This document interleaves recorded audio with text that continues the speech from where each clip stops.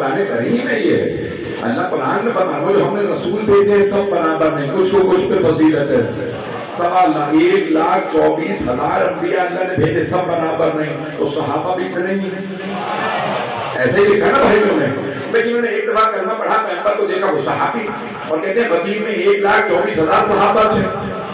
अब जो ये हमारा अली रज़ा रिज़वी का लिखा हुआ नहीं है, भाइयों ने यही लिखा 1,24,000 सहाबा थे। तवज्जो 1,24,000 सहाबा थे, और सहाबा है रज़ियल्लाहु अन्हुम, अल्लाह उनसे राजी।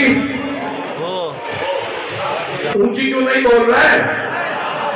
अल्लाह उनसे राजी हो है नहीं, तो तर्जुमा यही बनता। बड़ी जिम्मेदारी, मैंने कहा कोई इख्तिलाफी बात करूंगा ही नहीं। सबने तर्जुमा यही लिखा, रज़ियल्लाहु अन्हुम दुआया जुमला है, अल्लाह उनसे राजी हो।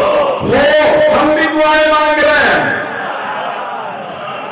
आपकी सबसे कदीम इमाम आका मैं यहाँ अल्लाह की कसम खाते कहता हूँ, मिंबर पे दुआएं मांग रहा हूँ, अल्लाह सहाबा से राजी हो। लेकिन एक बात पे मुझे पूरा यकीन है, जिससे अली और बतूल राजी हो।